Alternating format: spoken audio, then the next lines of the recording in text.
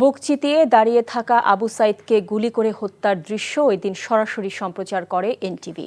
একের পর এক গুলি বুকে নিয়েও উঠে দাঁড়ায়। এক পর্যায়ে মাটিতে লুটিয়ে পড়ে আবু সাইদ। ওই অমানবিক হত্যার পুরোটাই উঠে আসে লাইভে এনটিভির ক্যামেরায়। পরবর্তীতে ওই ভিডিও ছড়িয়ে পড়ে ফেসবুক, ইউটিউব সহ সামাজিক যোগাযোগ মাধ্যমে। আর ওই দৃশ্য আন্দোলনকারী শিক্ষার্থীদের ভয় ভেঙে সাহসের প্রতীক হয়ে ওঠে। সবার আগে লাইভে সম্প্রচার এবং ডিজিটাল প্ল্যাটফর্ম থেকে ওই ফুটেজ সরিয়ে না ফেলায় অনেক চাপ সহ্য করতে হয়েছে এনটিভিকে। যদিও আবু সাইদের শাহাদাতের ওই দৃশ্যই জুলাই অভ্যুত্থানের সবচেয়ে বড় টার্নিং পয়েন্ট। আরও জানাচ্ছেন মুকসিমুল আহসান। 16 জুলাই 2024 দুপুর 2টা। জুলাই অভ্যুত্থানের প্রেক্ষাপট তৈরিতে গুরুত্ববহ একদিন। রংপুরে বেগম রোকেয়া বিশ্ববিদ্যালয়ের কোটা সংস্কার আন্দোলনকারী শিক্ষার্থীরা যখন ক্যাম্পাস আঙিনা থেকে মিছিল নিয়ে বিশ্ববিদ্যালয়ের সামনে বিক্ষোভ করেন আর পুলিশি হামলা যখন ধাওয়া পাল্টা ধাওয়া চলছিল, তখনই আসে জুলাই অভ্যুত্থানের সেই টার্নিং পয়েন্ট। ভাই আমাকে ফোন দিয়েছিল রংপুর ক্যামেরা পার্সন। পুলিশের গুলির সামনে দুহাত প্রসারিত করে একাই প্রতিরোধ গড়ে তোলেন অকুতভয়ী আবু সাইদ। বুক চিতিয়ে দাঁড়িয়ে থাকা নিরস্ত্র আবু সাইদের ওপর একের পর এক গুলি চালায় স্বৈরাচারী শাসকের পুলিশ বাহিনী। একের পর এক গুলিতে যখন বুক ঝাঁঝরা হয়, আবারও ঘুরে দাঁড়ায় রংপুরের এই সাহসী সন্তান।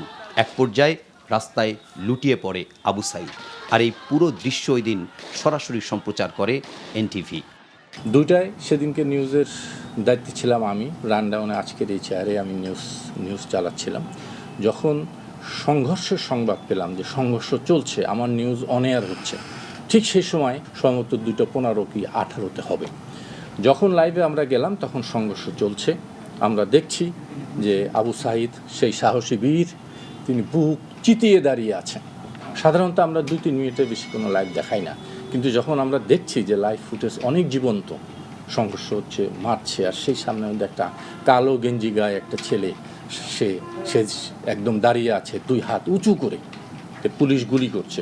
আমরা সরাসরি সেই দৃশ্য আমরা ধারণ করতে পেরেছিলাম এবং সরাসরি এনটিভির পর্দায় সেটা প্রদর্শিত হয়েছিল, দেখানো হয়েছিল।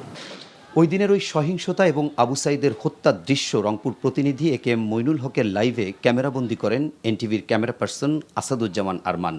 তখনই পুলিশ বিভিন্নভাবে রাবার বুলেট ও টিয়ার শেল নিক্ষেপ করতে থাকে। তখনই পার্কের মোড় এলাকায় টিয়ার শেলের ঝাঁঝালো গন্ধে অন্ধকার হয়ে আসে। আমি এবং আমার রিপোর্টার একে এম মইনুল ভাই জীবনের ঝুঁকি নিয়ে এই কাজটি করি, যা আন্দোলনরত শিক্ষার্থীদের টার্নিং পয়েন্ট হিসেবে দাঁড়িয়েছে। আবু সাইদের শাহাদাতের ওই দৃশ্য সবার আগে এনটিভিতে সরাসরি সম্প্রচার করা হয়, আর পরবর্তীতে ওই ফুটেজ ভাইরাল হয় সামাজিক যোগাযোগ মাধ্যমে। আন্দোলনকারী শিক্ষার্থীদের জন্য ওই দৃশ্য হয়ে ওঠে সাহসের প্রতীক।